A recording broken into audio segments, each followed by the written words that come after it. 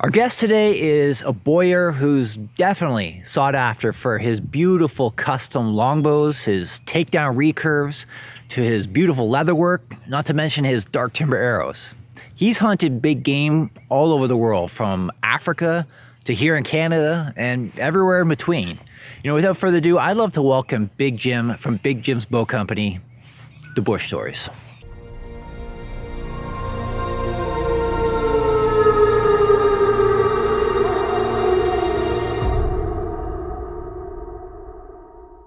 Hey, this is Ron from Danny Wolf, and we got a really great guest for you. I'm a personal admirer of his work. If you're obviously you definitely are aware of his work. He's a boyer legend. I just like to get straight to the point. Just welcome Big Jim to Bush Stories. Jim, we made it happen. Yeah, it's a little challenging on my point. I mean, I'm okay with building bows, but I really suck at working cell phones. Well, we got through it. It was definitely a pain in the ass, but here we are. We're talking. I really appreciate again taking the time to do this. I'm sure everyone's gonna love this. And right to get started, we know what you do online. For those who don't, for some reason, know what you do, you build just the most beautiful bows ever. And I think what I would personally love to know is, how did you get started into just archery in general? Like, what was the backstory to getting into this? Like, how'd you get going? Well, I've been into archery since I was probably 10 years. Well, I mean, as little kids, you shoot little plastic cheap bows. But when I was 10, my brother was instrumental in my first Christmas present, which was a Jennings kit bow. Nice. And my brother's a good bit older than I am, 9 years older than I am. And he used to take me hunting most of the time. My father saw to it that he took me hunting. So that's where the archery thing started. I'm from Minnesota, and I don't know what the laws are today, but back then you could take one deer, period, per season. Didn't matter what you took it with. And the archery season was, let's see, October, November. It was probably 3 solid months long. Whereas in the part of the state I grew up in, you was shotgun only. You could pick first weekend of season or second weekend, which was second weekend was 4 days. But of course, everything's been roused up a little bit, shot at and whatnot. So you'd pick one or the other. Could only shoot a doe if you've got drawn for a doe permit. So archery was, gave me a lot more opportunity to hunt. A lot more days and whatnot. And so I started off that way. I had a fantastic time as a kid. If you don't like to shoot a bow, there's something wrong with you anyway. But, and it's, oddly enough, it's one of those sports that you can have a fantastic time and not have any friends around.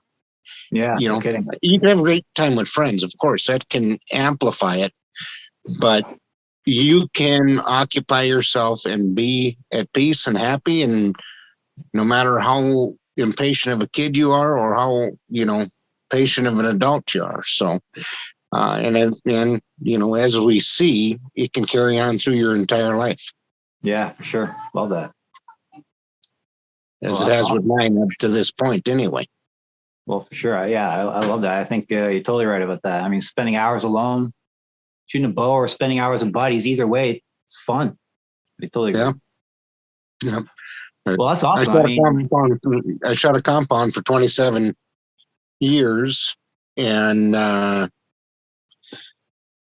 never really lost the desire to hunt with a compound, but the opportunity to shoot during a hunt is pretty small in comparison to how much you shoot every day to practice or don't practice, whatever. And I just grew bored and tired of practicing with a compound, because you didn't, at hunting distances, really didn't need to practice that much. And enough to, keep the edges round and so you could react smoothly while in the woods. But, I never got into that.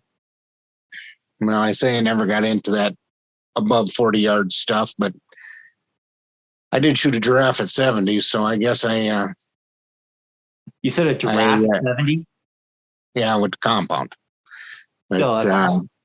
Yeah, I was shooting a 108-pound compound. I shot the giraffe just above the hump, and as he was facing me, and thought I barely penetrated the hide. It was it went in further, obviously, and it killed the giraffe amazingly quickly. He ran about 80 yards and fell over dead. But I cut the arteries off the top of the heart. Oh, that's crazy. I had done that. But again, when it ran away, so much of the arrow was flopping out. I thought, geez, this is like shooting a tank. Yeah. But anyway, so with the newer compounds, which was pretty darn nice, even 20 years and 18 years ago when I quit, something like that. 20 years ago, it didn't require that much practice at my old hunting ranges, 40 yards and in, right, or 30 yards and in even. So it just wasn't that much fun to me. And because I enjoy shooting, practicing, traditional was right up my alley. Right. Awesome. It doesn't matter how many arrows I shoot, I will never perfect it. It's always a work in progress. Granted, over a certain period of time, you get better and more consistent, or very consistent, and then you'll do something stupid, and then all of a sudden you've struggled for a month or a week or a year or 2 years. Hopefully it doesn't go to that, and just to get back to where you were before you developed a glitch, whatever that glitch is. Right. The equivalent of the shanks in archery. So you got into trad, obviously, because things are getting a little bit boring. I mean, what led you to, what was the deciding factor to start actually building your own bows? What led into that? Well, I probably thought I would do that before I ever, as I was starting, I guess. But, I found a couple of older bows to start off with, but it wasn't long, and I had sold all my compound equipment, and I was looking for something a little bit nicer. And I found out about Black Widow, which is easy to do because they support the archery community far more than people give them credit for. A great group of people, nicer people you won't find anywhere.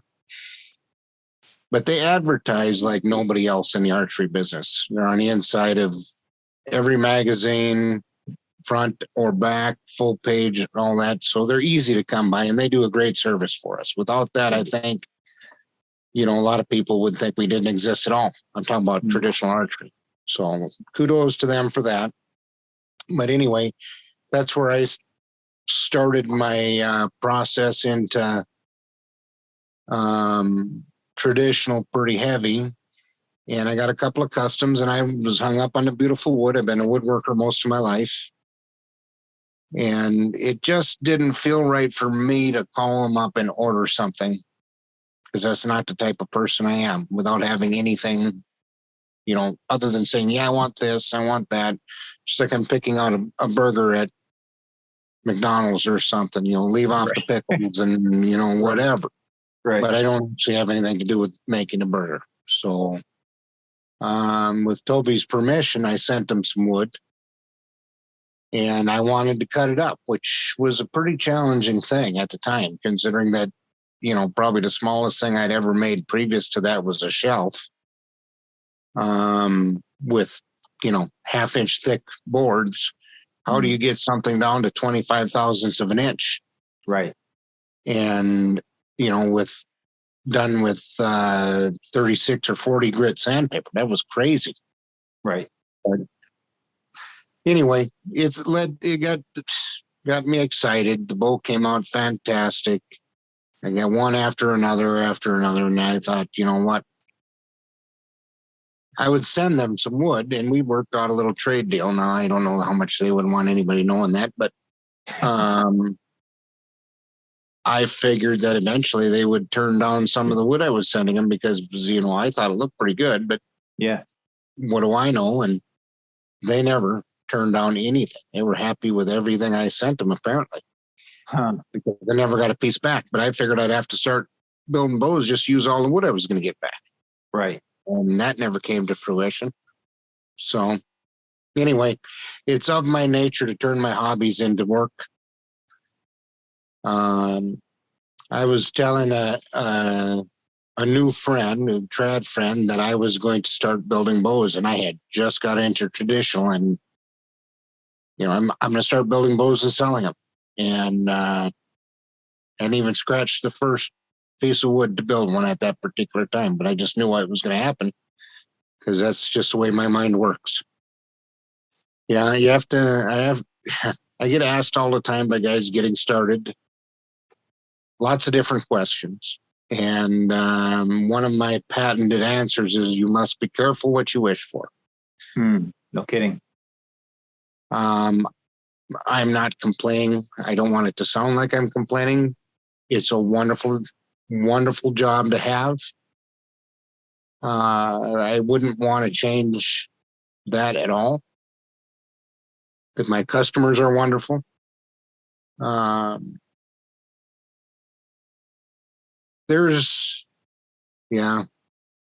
I'm not careful, I'll sound like I'm complaining, and that's just because I get tired, Well, it's understandable, like just the workload that comes with creating like the artistic beauty that goes into it, and just the craftsmanship. People want that, obviously, and obviously, like it has to be something in demand, and I guess that's kind of the blessing and the curse, right? Just the demand for it, right?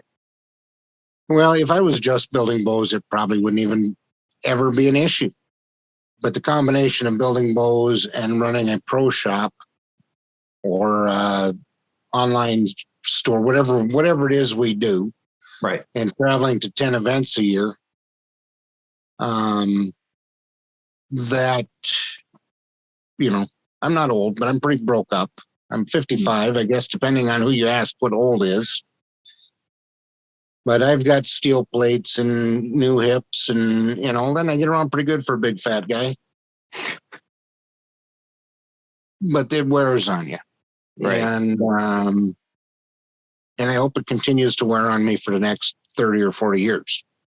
95 years old, still scratching on a bow. I doubt I'll make it that far, but if I die before then, they'll resurrect me to help pay for the bills.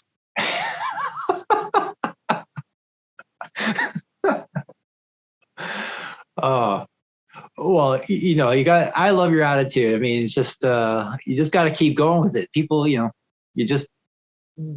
archery world needs you. The archery world needs people like you. And, like you said, you got the answer for be careful what you wish for. But like, what kind of advice would you give like the next generation coming up who are like looking at what you do, looking at what other bowyers are doing and saying, maybe this is something I kind of want to get into, because it's kind of I would hate to see it be a lost craft, a lost art. Traditional is growing pretty good. Well, I believe. I mean, I have no factual information on that other than what I'm seeing, because one event dies, the next one grows. So, right. I hear it all the time. Well, and there's no new people getting into that. There's no young people getting into this. Well, young people don't get into traditional generally. I'm not going to say none do. There are those special young people that have the right mentality to take the harder path. Right. And I don't think traditional bow is actually harder. I mean, it takes more dedication, practice and whatnot. The difficult part of it is getting an opportunity. I mean, the first difficult part nowadays is getting a place to hunt. Yeah. And if you don't have that, well, then you're going to struggle right off the bat. And, and some people have everything at their fingertips, and the next person, they're lucky to get a hunt a couple of times a year, whether it be job, family, or property or whatever. And you always have, some places have lots of public land and some places don't hardly have any. And so there's all kinds of issues with that. Those are far more difficult than learning how to hunt successfully with traditional equipment. The difficult things, as I say, learning to put yourself in a closer position so that you have a recipe to succeed. Right. There's never a tree in the right spot, it seems like. But, you work around, you find different places. And if you can't make it work in that spot, it's not the right spot, period. Right. So you have to move around, and you never really know what's going to happen. I cannot tell you how many times I've been successful and did everything completely wrong. I set up on a trail for a bear facing 180 degrees in the wrong direction of where I thought they would be coming from. And thank God I was, because the wind turned out to be bad in that direction. Bear walked in from the other side. You know, I thought I knew what I was doing. Well, I was pleasantly wrong. And so anyway, getting the opportunity to take a shot, that is the first most difficult part of traditional.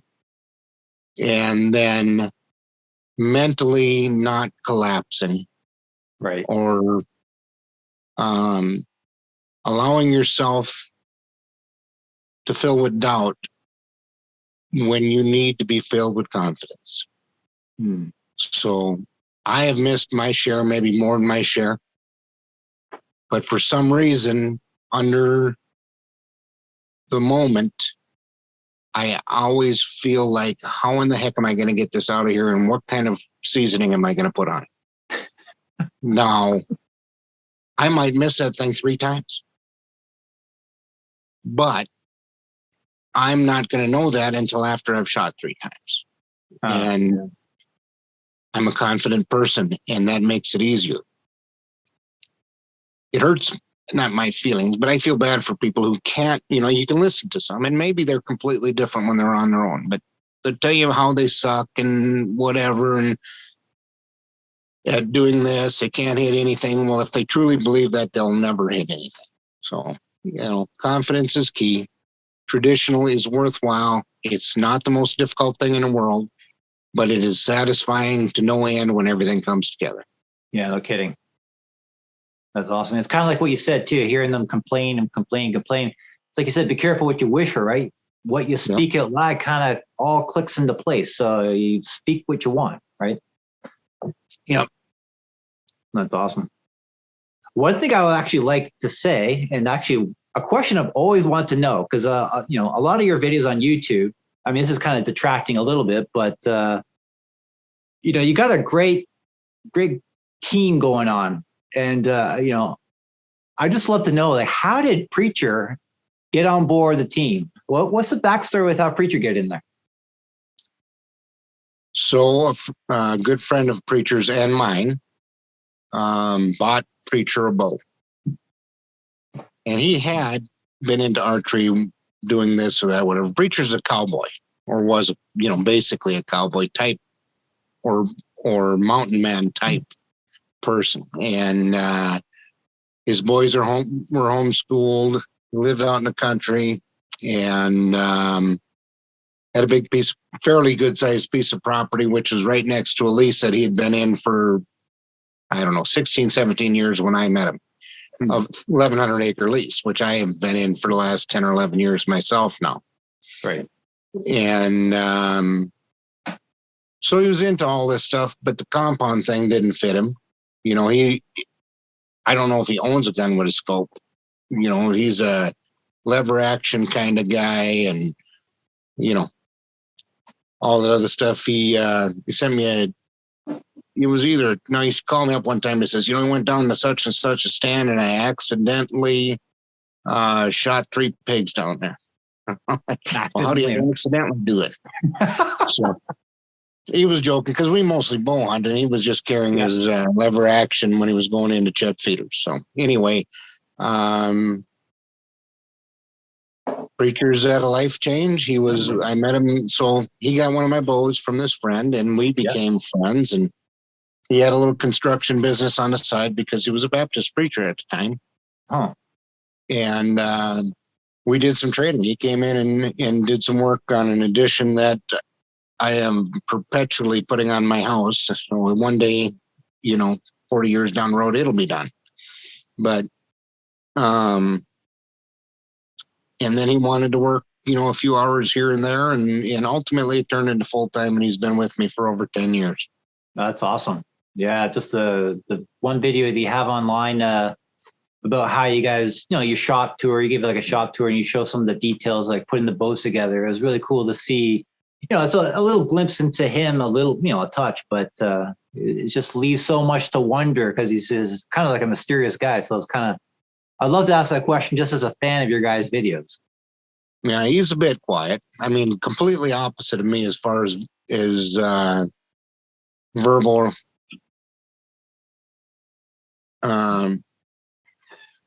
tendencies. But you know, he might show up at 6 a.m. to work, and he worked till 3 or 4 today or this week, and then next week he might show up at 9 and work till 6 or 7. So we don't always overlap the same times. But if we're in a shop together for 6 or 8 hours, we might not say 20 words to each other because we're doing different things. He's stuck in a spray booth a whole lot, but he's, quiet, and we're probably a perfect team because I pick everything apart and he can take it. It's I forget exactly. There are a couple of different things. One time he said, "You know what I've learned about working here?" He said, "I realize that nothing's broke until Jim says it's broke." And and it's not done till I say it's done. So, it's not like he's waiting for me to give the okay. I trust him to do most anything now. But right. I've had lots and lots and lots of employees when I was in construction. In fact, in my heyday of 2007, just before our crash here, I had 40 employees. And, God was looking out for me when that didn't work out. Because if I still had a roofing company and a heavy equipment business, I probably wouldn't be as happy as I am today. Right. I didn't work as hard doing that physically myself because I had people doing most of that. I stressed and mentally worked harder. There's no doubt. But sure. There's something about spending 7 days a week trying to figure out how you're going to pay everybody on Friday that really can get to a guy. Oh, no kidding. We got could definitely add a couple grays to the beard, I'm sure. Oh yeah. Well, there's an accumulative effect too. So now we have, it just depends on, because I've got some part-timers here and there, but we've got about 7 people on a regular basis here on the property working. Nice. And have been trying to find the one right person for the office for years. And that's really what's dragging me down right now, because I'm having to pull double duty or triple or quadruple duty. So I fletch all the arrows that go out or almost. Now my wife is fletching some too, but I couldn't get her to fletch a left wing if her life depended on it. And sometimes there's so many that I have to kick in with all the right wings as well. But so fletching after, I knock off in the shop at 7, come in the house and eat and fletch arrows, put beaver tails on, set up strings till midnight, and then start back at it. My dog wakes me up every morning at 6. So that's my life. Yeah, well, like you said, people love what you do. So hopefully the thing is you just don't lose the passion. That's it. No, I haven't. But I have got to figure out how to.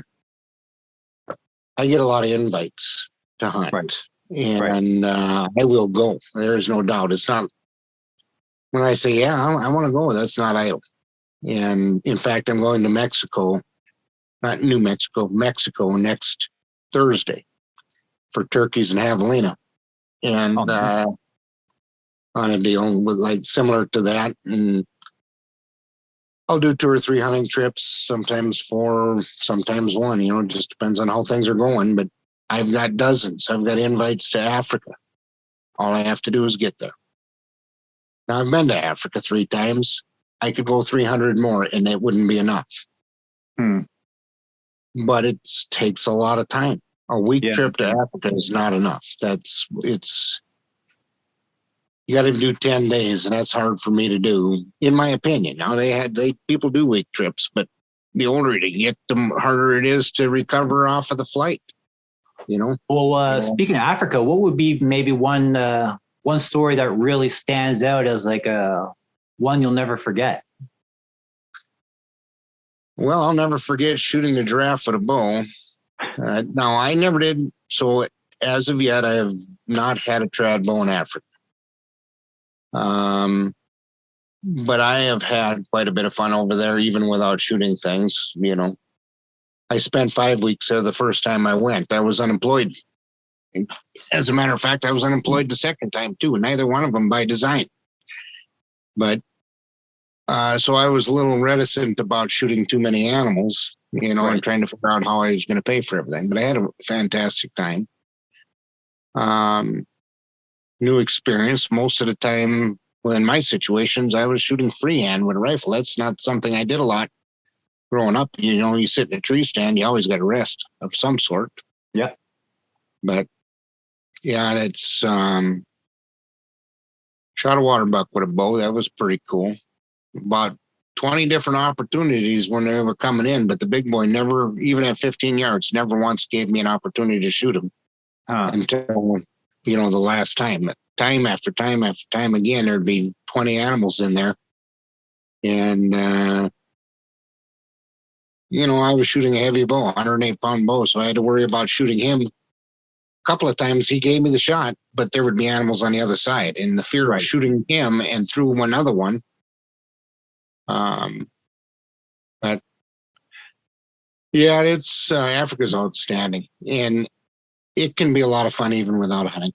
I would probably never go if it weren't for hunting, but I had fun doing things there that were not directly hunting related. Right. Canada. I have some of my most fondest hunting memories from Canada, and I've been up to Canada many times. Saskatchewan, probably more than any place that I've been to. In fact, I've got a bow called a Thunderchild. It's named after an Indian reservation in northern Saskatchewan. Oh, so that's where the name comes from, huh? Yep. Yeah, it's teeming with game. My wife and I each took a moose there. She took 2 bears. I took 1. I took 2 or 3 whitetails.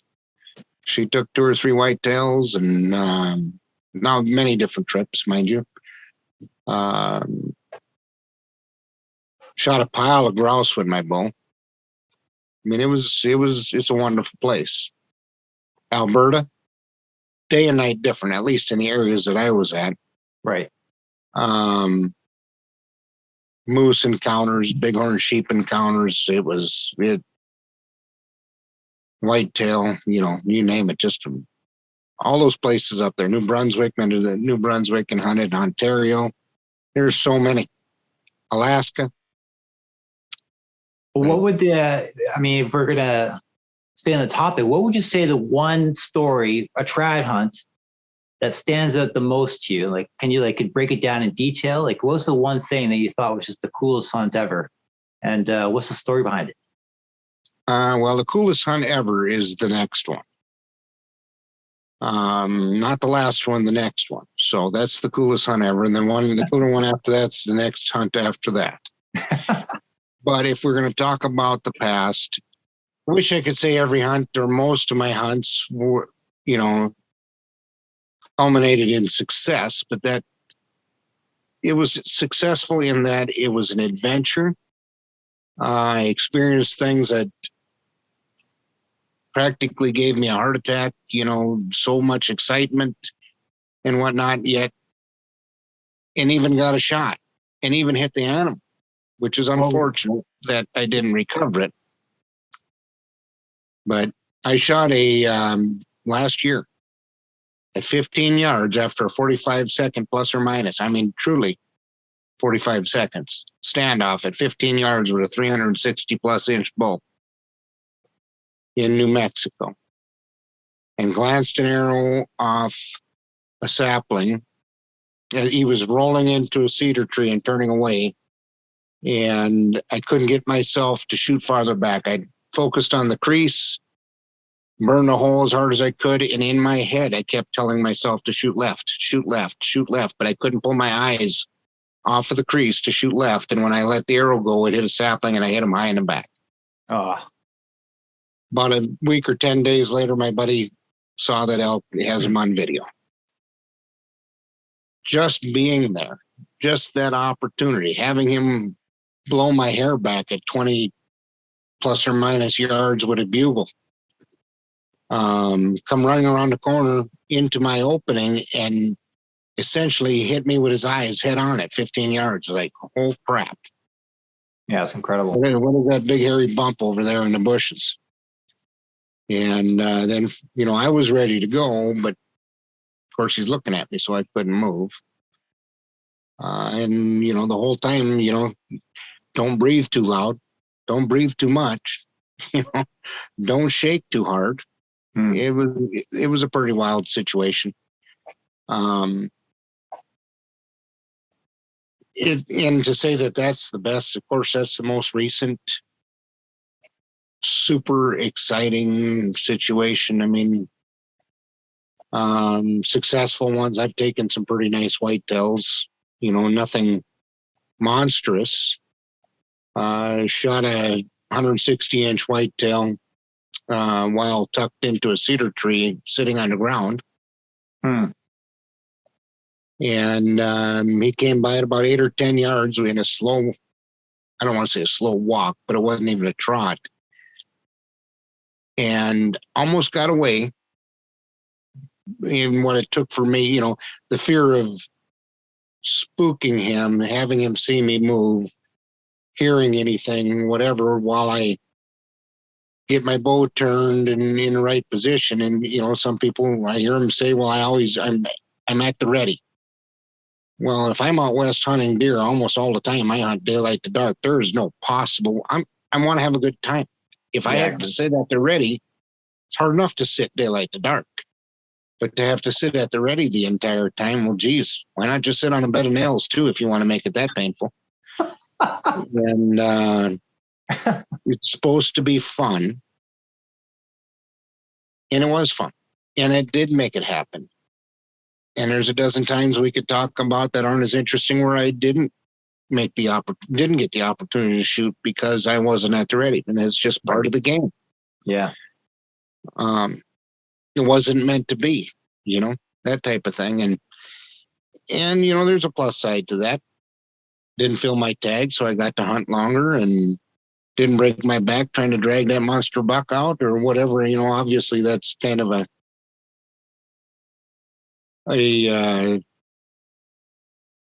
attempt to make light of a mistake. But, it's all part of it. If it was easy and it happened every single time, you wouldn't enjoy or appreciate the times it did happen. Yeah, for sure. Well, I mean, it sounds like you got like a wealth of experience in that. And, one question I'm always fascinated with asking is, if you can go back to when you started shooting trad, would there be any sort of thing you would give advice you would give yourself to change, this advice right from the very beginning of what you would want to do differently? Or how would you coach yourself? Start earlier. I wasn't ready to start earlier. That's quite honestly. I mean, I was ready when the time came. I was ready to start. And that's kind of the way it works with most people. You got enough kills under your belt, or you're at the point where how you do it doesn't matter. How you do it matters more than how many you shoot. Right. As far as coaching myself, I didn't have a lot of difficulty, really. I may not have had the best form in the world. I may still not have the best form in the world, but I've been a fairly decent shot at most things that I tried to do because I'm a competitive person and I'm relentless in that regard. But as how as I do things differently, I don't know. I started off with heavyweight. Would I have changed that? No, I don't. That didn't bother me any. But I'm a big guy, so what was heavy to me, or what's heavy to others, wasn't quite as heavy to me. Right. Still heavy. Took a little while to get into it, but I did it, and I don't really have any regrets. In fact, I got advice when I felt I needed advice. That much I knew. I was a shooting instructor myself for shotgun sports, And I realize that it is still manly to ask for help. I mean, I want to have fun. I don't want to make this, like classes and stuff like that. I just want to have fun shooting my bow. I hear that. So, well, I do too. And to me, it's not fun missing targets all the time or wounding animals or, right, groups bigger than a basketball or whatever. So don't be afraid to shoot arrows. As long as it's safe. I'm not talking about at targets, mind you. As long as it's safe, sling an arrow, watch it fly far away as you're willing to send one. It's increase your distance. Now, this is not something I would have changed. This is something I always did. I have absolutely no respect for arrows whatsoever. I look at arrows almost like I look at bullets. You shoot them once and then, you get more. If you can recover them, that's even better. Now, I don't go through 50 dozen arrows a year, but I probably go through 6. I could see one of my arrows in poison ivy. I'm not going after it. Period. Forget it. You can have it, but I'm not getting it. 20, 30 seconds looking for one. But what I do love to do is, especially if there's a couple of us around, I mean, I don't walk around. I've got a nice range here on my property, which I love. And I don't walk around and on a regular basis while I'm alone, take 40, 50, 60 yard shots or more for the fun of it. Right. Because I don't know, it's fun to shoot even alone, but the competition isn't there. I compete against myself. I keep score when I'm doing it just so I know how I'm doing or, can compare it at the end of the day. But if I've got a buddy here I'm shooting with and he's willing, there's no telling how far away we'll launch an arrow. And there's one particular target. I had a friend that worked for me for a while, and just about every single morning during the week we'd shoot. And when we got to this one target, we'd shoot all 5 arrows. The guy who got closest got to pick the next spot, and we just kept going back and back and back. There's probably 5 dozen arrows in the brush, in the woods, underneath, in and around there that target is. And who cares? It was a great time. That's awesome. That's awesome, Jim. You've just been loving it. You could just tell there's just so much like wisdom in there that I love it. I really appreciate everything. And, I love, if anyone doesn't know where to find you online, where can people find you? So I am on all the social media things, I'm told, because although I can get to them occasionally somehow, I don't do much. I might respond to somebody's question if I happen to see it. But as I told a guy today, I can send you a question, but I can't find it again. So you'll have to contact me if you need help. But I've got a friend that does all my social media. And so he tells me we're on all the, we're on Instagram, that I know, on Facebook. I don't know about any of the other stuff. And then, of course, there's our website, which is bigjimsbowcompany.com. You can find out how to get a hold of us there. Our email is on there. I'll put all the links for you guys shops and everything in the description of the video. And if you guys, obviously, if you haven't checked out Jim stuff, go check out Jim stuff. And if you haven't bought a bow from Jim yet, go buy a bow from Jim yet. keep him more busy. I am. Well, there's that. I love being busy. I have to be careful. The guy gets tired and he's looking for a break. I take breaks. I'm going down tomorrow morning or tomorrow afternoon to Florida to hunt with some customers for Osceola. And again, I'm heading to Mexico on the 27th. But after that, it snows to the grindstone 7 days a week until September. Back to the grind. Yeah, busy period, huh? No, well, it's busy all the time, but that's the way, I really like it. I like to be working 7 days a week, or I'd be 600 pounds. I'd just sit in the house and eat. But yeah, I've really got it good. Even when I think I don't, I really have it good. Yeah, no kidding. I think more people need to really, like what you just said, realize what they have, whether it's something small or something big. My wife reminded me that this morning, just like be grateful for what you have, realize what you have. I mean, yeah. Count your blessings, not your problems. That's it. I love it. Jim, again, I really appreciate everything. Thank you so much for being a guest. And, I hope you have a great afternoon, great rest of your day. Yep, I will. You as well. Thank you so much. Y'all too out there. Radio land.